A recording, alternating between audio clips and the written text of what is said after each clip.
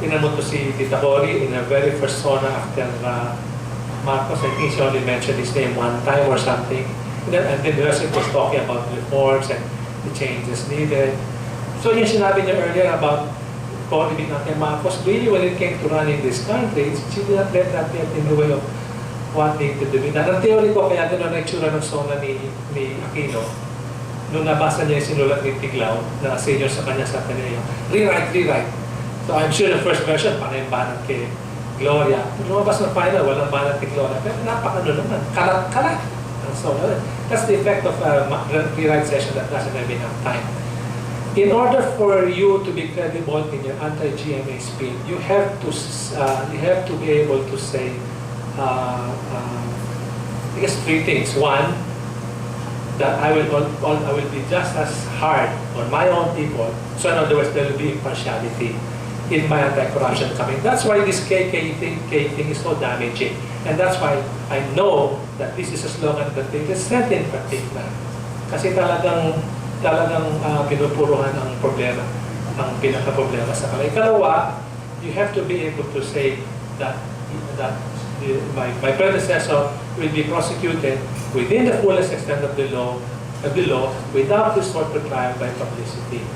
Okay? Because you endanger institutions that you say are protecting when you subject people to trial by publicity or to other forms of extrajudicial sanctions. Okay? You may get what you want, but you do such a one-pairing in terms of preserving the institutions that I believe are more important for this republic than whoever happens to be president or whatever level of corruption you want to be treated. And the third thing that you need to do is you have to be able to prove that taking away corruption is something that will lead us to 7 to 8% growth a year for 20 years. I don't see the connection. Okay? But if you want to make an issue of it, then that's fine, provided the other conditions are met.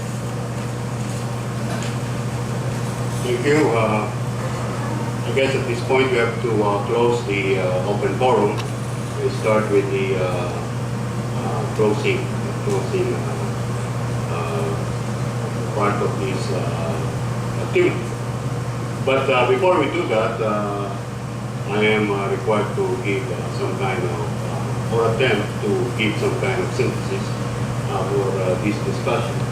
And I think the last part of the question and answer, which really directs our attention to the message of the current administration, which is basically proving its importance by discrediting the previous administration, is has captured the topic governance by slogan and administration by spin.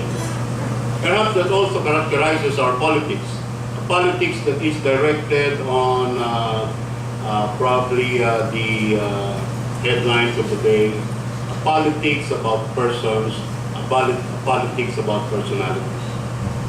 But beyond this more familiar context of our politics, the panel actually introduce a deeper, perhaps understanding of what is preferable in our politics.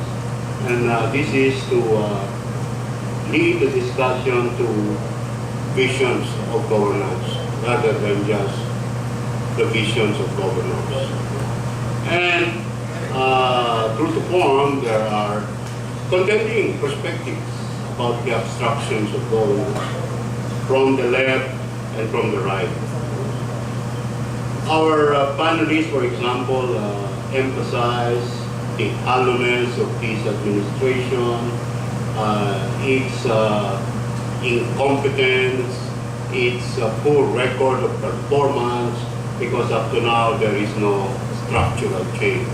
Structural change specified in terms of genuine land reform, nationalist industrialization, and the like.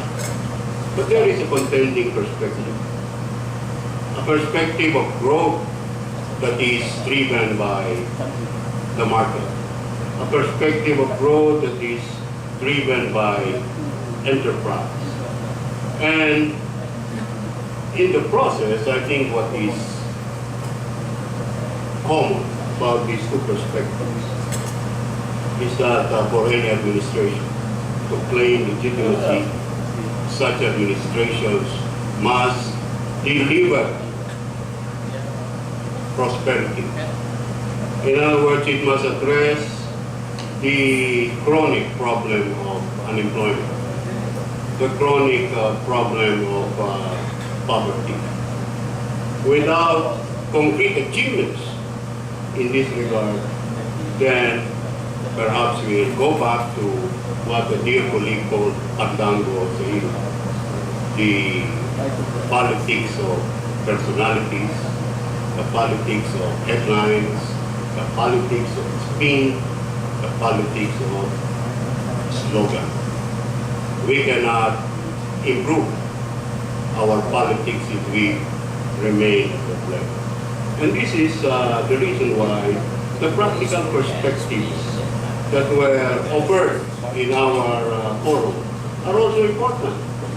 For example, moving away from what she describes as Aquino bashing Mr. Tordesillas offered some pluses for Noynoy, but at the same time describes his decision-making as suspect, even incompetent. In other words, the politics within the inner circle of the president. And I think she sees that as one of the weaknesses of the Noynoy administration. In any case, I think we were treated this morning to really full play of both concrete and abstract discussions of the politics of slogan and governance by speed. So before I close our forum, I have some housekeeping duties to do. So let me first,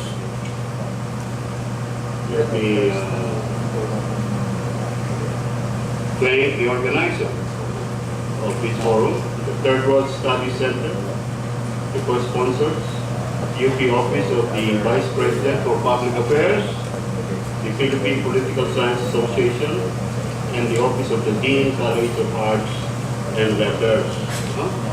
I'm also asked to remind members of the audience, particularly the students, to return their accomplished evaluation forms to the registration booth at the end of the lecture. And at this point, I'm also asked to promote the UP Third World Study Center blog for updates, audiovisual recordings, transcripts before the open forum concludes. So nasa may one page PowerPoint. So pay attention. So with that, I would like to close the forum and thank all of you for this wonderful morning.